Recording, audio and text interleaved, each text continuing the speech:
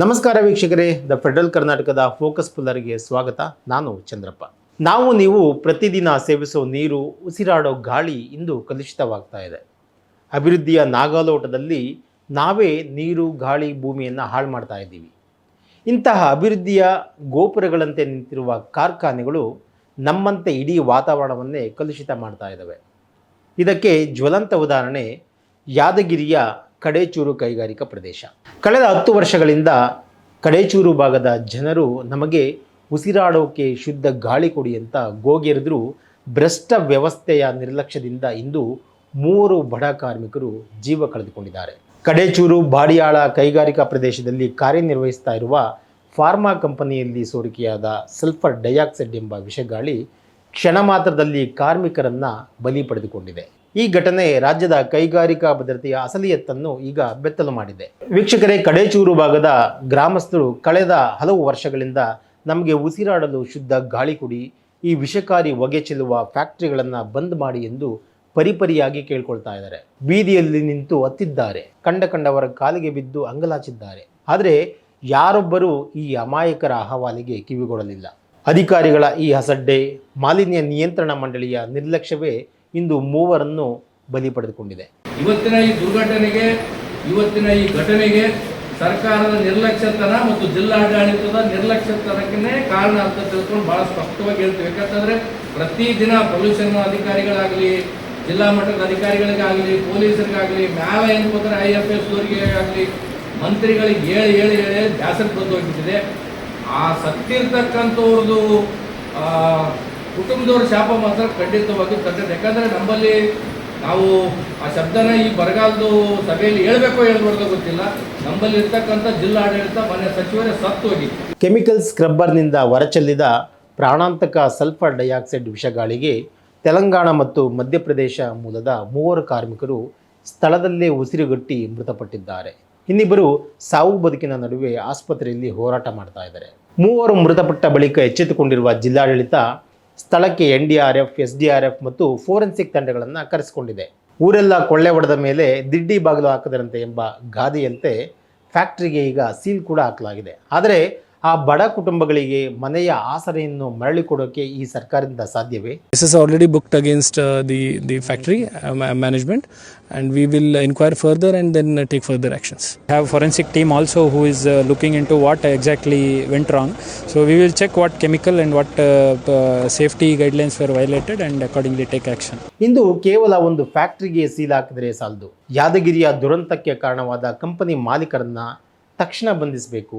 Safety audit ಮಾಡದ ಮಾಲಿನ್ಯ ನಿಯಂತ್ರಣ ಮಂಡಳಿ ಅಧಿಕಾರಿಗಳನ್ನು ಅಮಾನತು ಮಾಡಿ ಕ್ರಿಮಿನಲ್ ಕೇಸ್ ದಾಖಲಿಸಬೇಕು. ಇಡೀ ರಾಜ್ಯದ ಕೆಮಿಕಲ್ ಮತ್ತು ಫಾರ್ಮಾ ಫ್ಯಾಕ್ಟರಿಗಳಲ್ಲಿ ಉನ್ನತ ಮಟ್ಟದ ಭದ್ರತಾ ತಪಾಸಣೆ ನಡೆಸಬೇಕು.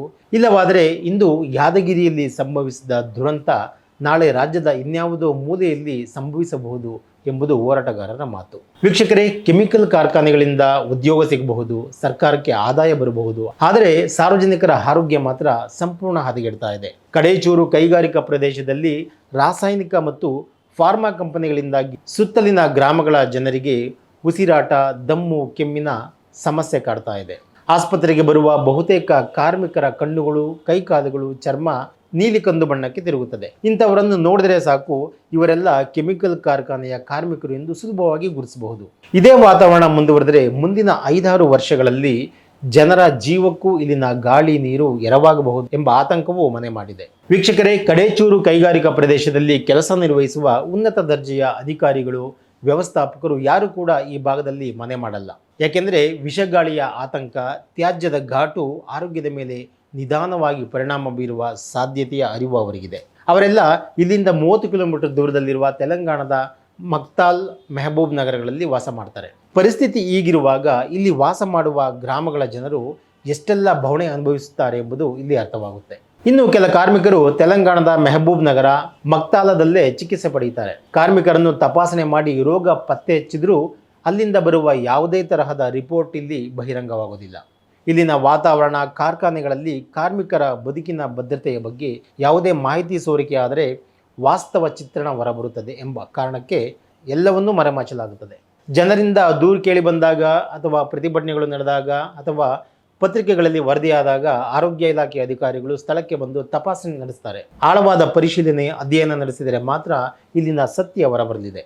ಆದರೆ ಯಾವ ಅಧಿಕಾರಿಗಳು ಕೂಡ ಇಲ್ಲಿ ವರದಿ ಮಾಡೋದಿಲ್ಲ.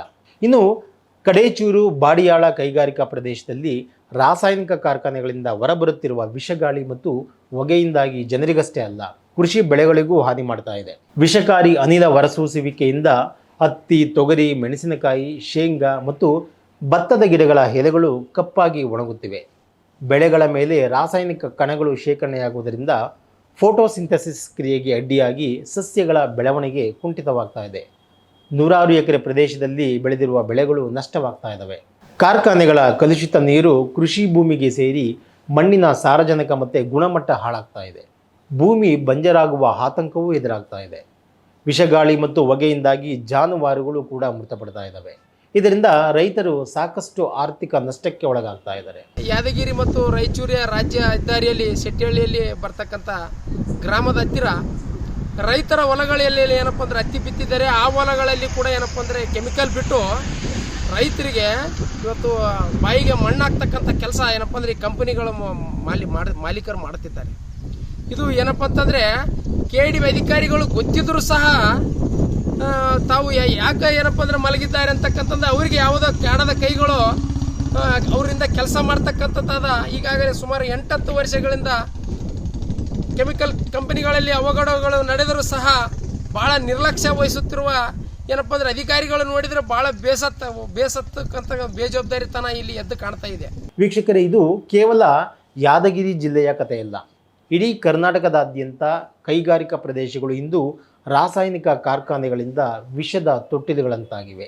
ಲಾಭದ ಆಸೆಯಿಂದ ಕಾರ್ಖಾನೆ ಮಾಲೀಕರು ಜನರ ಜೀವದ ಜೊತೆ ಚೆಲ್ಲಾಟವಾಡ್ತಾ ಇದ್ದರೆ, ಸೇಫ್ಟಿ ಆಡಿಟ್ ಮಾಡಬೇಕಾದ ಅಧಿಕಾರಿಗಳು ಸ್ವಹಿತಾಸಕ್ತಿ ಮತ್ತು ಭ್ರಷ್ಟಾಚಾರದಲ್ಲಿ ಬ್ಯುಸಿಯಾಗಿದ್ದಾರೆ. ಕರ್ನಾಟಕದಲ್ಲಿ ಇಂತಹ ಕೆಮಿಕಲ್ ಕಾರ್ಖಾನೆಗಳ ಅವಾಂತರಗಳನ್ನು ನಾವು ನೋಡೋದಾದರೆ, ಮಂಡ್ಯದ ಕೆಮಿಕಲ್ಸ್ ಕಾರ್ಖಾನೆಯಲ್ಲಿ ಇತ್ತೀಚೆಗೆ ರಾಸಾಯನಿಕ ಟ್ಯಾಂಕ್ ಸ್ಫೋಟಗೊಂಡು 2 ಕಾರ್ಮಿಕರು ಮೃತಪಟ್ಟಿದ್ದರು. ಕೆಮಿಕಲ್ ಕಾರ್ಖಾನೆ ವಿರುದ್ಧ ಸ್ಥಳೀಯರು ವರ್ಷಗಳಿಂದ ಪ್ರತಿಭಟನೆ ನಡೆಸಿದರೂ ದುರಂತದ ನಂತರವೇ ಜಿಲ್ಲಾಡಳಿತ ಕ್ರಮ ಕೈಗೊಳ್ಳಿತು. ಅದೇ ರೀತಿ ನಂಜನಗೂಡು ಕೈಗಾರಿಕಾ ಪ್ರದೇಶದ ಇಮ್ಮಾವು ಮತ್ತು ಸುತ್ತಮುತ್ತಲಿನ ಗ್ರಾಮಸ್ಥರು ಕಪಿಲಾ ನದಿಗೆ ಸಂಸ್ಕರಿಸದ ರಾಸಾಯನಿಕ ತ್ಯಾಜ್ಯ ಹರಿಸುವುದನ್ನು ಖಂಡಿಸಿ ಪ್ರತಿಭಟನೆ ನಡೆಸ್ತಾ ಇದ್ದರು. ಆದರೂ ಇಲ್ಲಿವರೆಗೂ ಅದು ಯಾವುದೇ ಪರಿಹಾರ ಸಿಕ್ಕಿಲ್ಲ. ಮಂಗಳೂರಿನ ಬೈಕಂಪಾಡಿ, ಬೆಂಗಳೂರಿನ ಜಿಗಣಿ, ಪೀಣ್ಯ, ಬೆಂಗಳೂರು ಗ್ರಾಮಾಂತರ ಜಿಲ್ಲೆಯ ದೊಡ್ಡಬಳ್ಳಾಪುರ ತಾಲೂಕಿನ ಬಾಶೆಟ್ಟಿಹಳ್ಳಿ ಕೈಗಾರಿಕಾ ಪ್ರದೇಶಗಳಲ್ಲೂ ಕೈಗಾರಿಕೆಗಳ ರಾಸಾಯನಿಕ ತ್ಯಾಜ್ಯ ನೇರವಾಗಿ ಜಲಮೂಲ ಸೇರ್ತಾ ಇದೆ. ಇದರಿಂದ ಅಂತರ್ಜಲವೂ ಕಲುಷಿತವಾಗ್ತಾ ಇದೆ.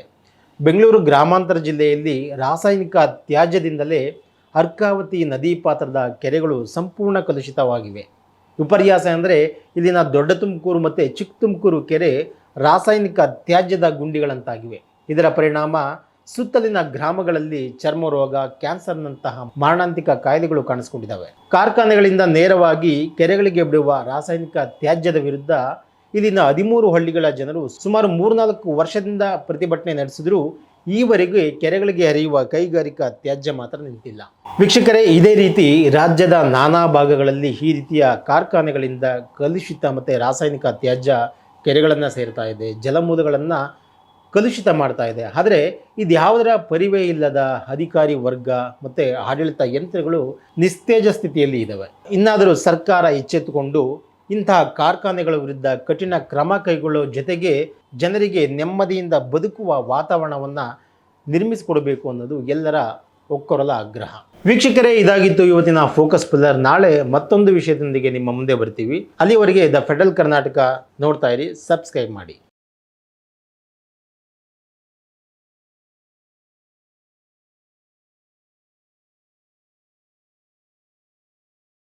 ಸುದ್ದಿ ಅಪ್ಡೇಟ್ಗೆ ಈಗಲೇ the federal Karnataka YouTube page ಅನ್ನು ಸಬ್ಸ್ಕ್ರೈಬ್ ಮಾಡಿ.